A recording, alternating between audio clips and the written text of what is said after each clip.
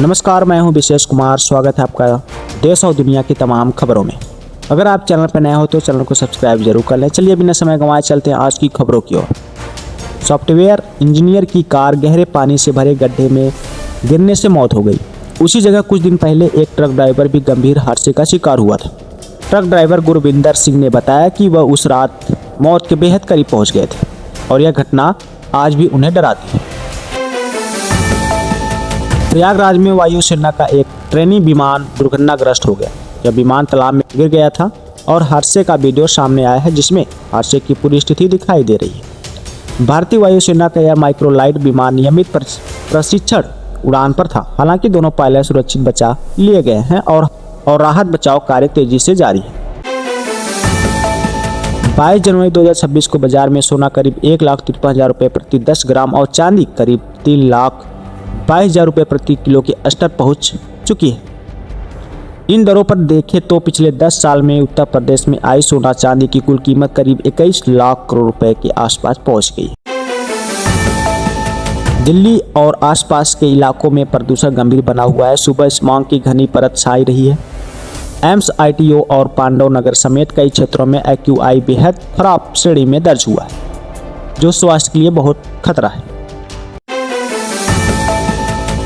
राष्ट्रपति Donald Trump ने कहा कि नेतो के साथ हुई बातचीत के बाद अमेरिका ग्रीनलैंड को लेकर एक संभावित समझौते की तलाश कर रहा है। इसके साथ ही उन्होंने ग्रीनलैंड को हासिल करने की अमेरिकी योजना का विरोध करने वाले यूरोपीय देशों पर टैरिफ लगाने के अपने प्लान को भी फिलहाल छोड़ दिया। कई खबरों के मुताबिक PM किसान योजना के तहत किसानों के खातों में पैसा पहले जमा हो सकता है। मोदी सरकार 1 फरवरी को बजट 2026 पेश करने जा रही। ऐसी प्रबल संभावना है कि किसानों के खातों में पैसा इससे पहले ही जमा हो जाएगा। अगर ऐसा होता है तो बड़ी राहत मिलेगी। ब्रिटेन के सांसद और इजराइल की खुफिया रिपोर्ट में दावा किया गया है कि ईरान में नरसंहार हुआ है। ऐसा नरसंहार जिसमें मौत पुलिस की गोली या फांसी घर में नहीं बल्कि लोगों के घरों और सड़कों पर हुई है। दावा है कि खामेनेई की सरकार ने 800 विद्रोहियों की फांसी माफ कर दी है, लेकिन हजारों प्रदर्शनकारियों को केमिकल वाले जहर से मार डाला। अमेरिकी राष्ट्रपति डोनाल्ड ट्रंप ने बड़ा यू-टर्न लिया है। ग्रीनलैंड को लेकर यूरोपीय देशों पर पहले टैरिफ लगाने का ऐलान किया था। अब डोनाल्ड ट्रंप ने टैरिफ वाली धमकी वापस ले ली है। उनका कहना है कि ग्रीनलैंड पर डील का फ्रेमवर्क तैयार हो गया है।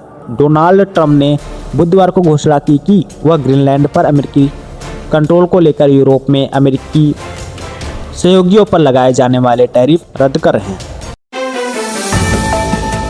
बिहार की राजधानी पटना में नीट की तैयारी कर रही 18 साल की छात्रा की मौत के मामले में जांच तेज हो गई है। अब इस मामले की जांच कर रही विशेष जांच टीम SIT ने मंगलवार को उस शंभू गर्ल्स हॉस्टल को सील कर दिया है, जहां बेहोश पाए जाने के बाद लड़की की संदिग्ध मौत हुई थी। व्यापारी की आंख में लाल मिर्च पाउडर डालकर 22 लाख की लूट, पुलिस को लग रहा है यह रहा मामला संदिग्ध। मुरैना के नेशनल हाईवे 44 पर आलू व्यापारी से 22 लाख की लूट का दावा सामने आया है। व्यापारी के अनुसार बदमाशों ने मिर्च पाउडर डालकर बैग लूटा, जबकि चालक ने रकम होने से इनकार किया। वाहन में मारी कार को जोरदार टक्कर, 4 दोस्त में से एक की मौत, 3 अस्पताल में भर्ती। कार सवार सभी लोग बुलंदशहर से खुर्जा की ओर जा रहे थे। गुरुवार दोपहर को पोस्टमार्टम जांच के बाद जब प्रवीण का शव गांव में पहुंचा तो परिजन बिलख उठे। ईरान में जारी सरकार विरोधी प्रदर्शन में मरने वाले लोगों का सरकारी आंकड़ा ईरान की सरकार ने जारी कर दिया है। ईरान की तरफ से जारी किए गए आंकड़े के मुताबिक प्रदर्शन में अब तक 3,117 लोगों की मौत हुई है। हालांकि कई रिपोर्ट्स में इस आंकड़े को कहीं ज़्यादा बताया गया है। बांग्लादेश की अंतरिम सरकार के खेल सलाहकार आसिफ नजरुल के साथ आज हुई बैठक के बाद BCB अध्यक्ष अमीनुल इस्लाम बुलबुल ने कहा कि बांग्लादेश T20 विश्व कप में भाग लेने के लिए भारत नहीं जाएगा। अमेरिका के राष्ट्रपति डोनाल्ड ट्रंप ने गाजा युद्ध और अन्य अंतर्राष्ट्रीय विवाद को सुलझाने के लिए एक नया मंच शुरू कर दिया है। उन्होंने अपने प्रस्तावित बोर्ड ऑफ पीस के पहले चार्ट पर औपचारिक ऐलान किया है। इस बोर्ड में दुनिया के कई देशों के राष्ट्र अध्यक्ष और शीर्ष नेता शामिल हैं, जिनमें पाकिस्तान भी एक सदस्य देश है। डोडा में सेना का कैप्चर वाहन खाई में गिर गया।